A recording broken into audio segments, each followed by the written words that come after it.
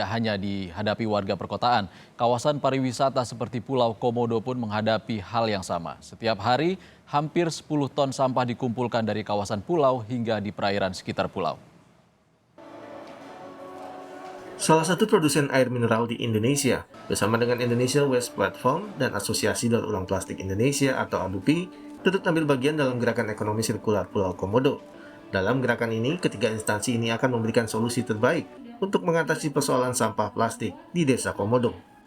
Nah, pemerintah sudah berusaha dan telah mengupayakan, dan sambutan dari swasta juga luar biasa, bahwa dari botol plastik itu misalnya disirkulasi. Sampah dari botol plastik itu justru termasuk yang paling punya nilai ya. Kalau kita lihat di Labuan Bajo, dikumpulin lalu dipres, dibeli oleh pengumpul dari Surabaya, kemudian diolah menjadi biji plastik, lalu menjadi material untuk ekspor. Dalam gerakan ini, Indonesia Waste Platform yang merupakan penggagas bertugas melakukan edukasi kepada masyarakat yang ada di Desa Komodo. Jadi proses edukasi yang akan kami lakukan selain kepada masyarakat, juga penguatan organisasi-organisasi yang ada di sana, CSO yang kerja di bidang sampah.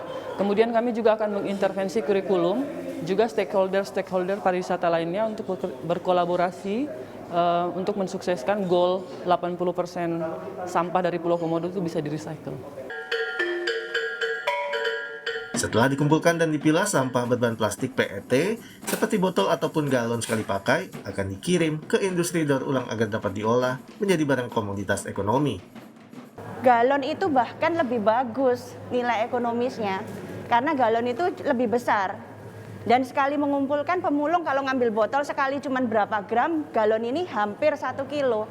Dia akan dapat duit lebih banyak. Jadi tadi dari pengumpul-pengumpul botol itu mereka akan merapatkan pengumpulannya dengan dipres. Setelah itu dibawa ke pabrik-pabrik daur ulang industri plastik. Nah, di pabrik-pabrik daur ulang industri itu akan diproses menjadi dakron, menjadi bahan karpet seperti ini, menjadi bahan untuk konstruksi pembangunan jalan tol. Sehingga kita melakukan langkah-langkah lebih. Gerakan ekonomi sirkular ini juga menjadi wujud komitmen perusahaan air mineral dalam menjaga lingkungan.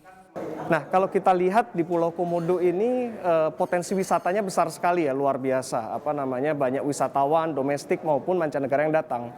Gitu. Nah, kalau kita lihat bagian area luar dari atau Indonesia atau bagian timur Indonesia ini seringkali kurang mendapatkan perhatian dari sisi support untuk menangani permasalahan sampah. Berjuang bersama adalah langkah paling efektif dalam menghadapi isu-isu lingkungan hidup, seperti persoalan sampah plastik.